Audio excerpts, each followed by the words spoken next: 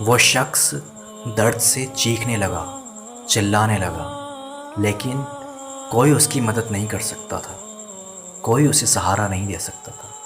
وہ پورے محل میں سکون کی تلاش میں بھٹکتا رہتا، لیکن اسے کہیں سکون نہ ملا۔ جب آخر کار اس نے ہار کر اپنے حکیموں کو بلوایا تو حکیم لوگ کیا دیکھتے ہیں کہ اس کا پیٹ گل چکا ہے، اس کی آنتیں سکڑنے لگی ہے، اس کے پیٹ میں آگ ہے جو اس کو گلا رہی ہے۔ اس کی پیاس اور بڑھ چکی تھی، وہ پانی کی تلاش کرتا، وہ پانی مانگتا۔ جب وہ پانی نہیں ملتا تو اور تڑپتا، اور پانی ملنے کے بعد مانو جیسے اور تڑپتا اور چیختا، کیونکہ جیسے ہی پانی اس کے حلق سے نیچے اترتا تو کانٹے کی طرح چبھتا ہوا اس کے پیٹ میں پہنچتا تھا۔ اللہ رب العزت کا عجیب عذاب تھا اس پر، عجیب قہر تھا اس پر۔ جو بھی شخص اس کو اس حالت میں دیکھتا وہ اللہ رب العزت کی پناہ مانگتا اور اپنے گناہوں سے توبہ کرتا، اور صرف ایک ہی بات کہتا تھا کہ اس شخص نے اللہ رب العزت کے محبوب محمد الرسول اللہ صلی اللہ تعالیٰ علیہ وسلم کے نواسہ امام حسین رضی اللہ تعالیٰ عنہ کو کربلا کے میدان میں شہید کروایا تھا، تو اللہ رب العزت اسے اسی کا عذاب دے رہا ہے۔ یہ عذاب اسے اس دنیا میں بھی بھگتنا ہے، اور یہ عذاب اسے آخرت میں بھی بھگتنا ہے۔ اس کا دنیا سے زیادہ گہرا عذاب تو اس کا آخرت کا عذاب ہے۔ دنیا کی زندگی تو چند دنوں کی ہے، لیکن آخرت کی زندگی ہمیشہ رہے گی۔ وہاں کبھی موت نہیں آئے گی۔ موت آنے کے بعد پھر سے زندگی اور پھر سے موت۔ یہ عالم ہوگا جہنمیوں کا۔ جب اس شخص کی حالت اور خراب ہو گئی، یہاں تک کہ اس کے پیٹ میں کیڑے پڑنے لگ گئے، اس کے جسم سے بدترین قسم کی بدبو آنے لگی، اور اس کا درد برداشت کے قابل نہ تھا، تو اس نے عرب کے بدترین سے بدترین نشے منگوائے تاکہ وہ نشے میں اپنے درد کو بھول سکے۔ لیکن جب تک اللہ رب العزت نہ چاہے تو نہ تو کوئی دوا فائدہ کر سکتی ہے، اور نہ ہی کوئی نشہ یا کوئی چیز کسی کو نقصان پہنچا سکتی ہے، اور نہ ہی کوئی چیز کسی کو فائدہ پہنچا سکتی ہے۔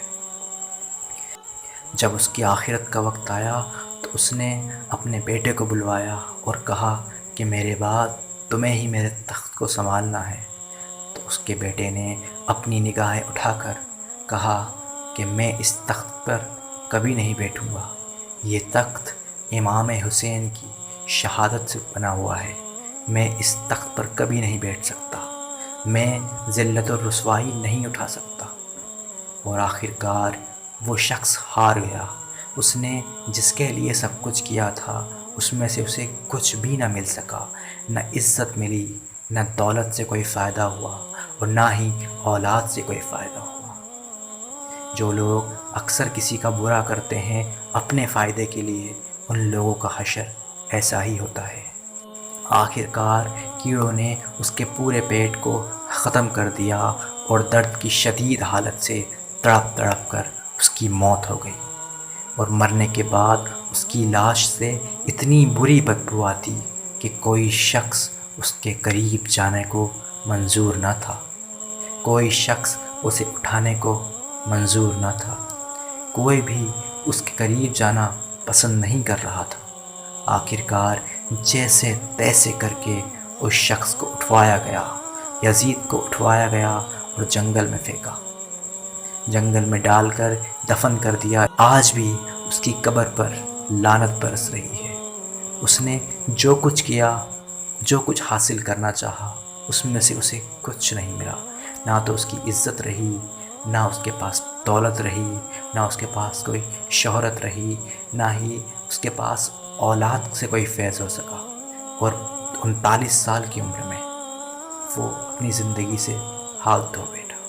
یہ اللہ کا عذاب آتا ہے ان لوگوں پر جو حق کو نہیں مانتے وہ لوگوں پر بے تحاشا ظلم کرتے ہیں اور اللہ رب العزت کو چیلنج کرتے ہیں اور اللہ رب العزت کی خدائی میں دعویٰ دیتے ہیں اور اس کے دین کو غلط ثابت کرتے ہیں۔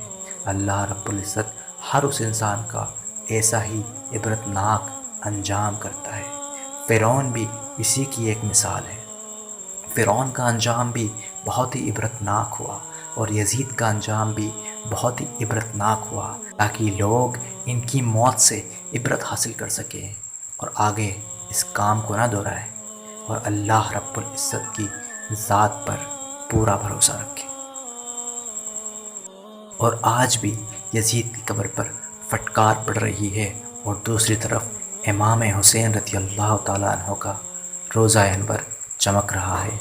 امام حسین رضی اللہ تعالیٰ عنہ کل بھی زندہ تھے اور آج بھی ہمارے دلوں میں زندہ ہیں اور تا قیامت تک زندہ رہیں گے۔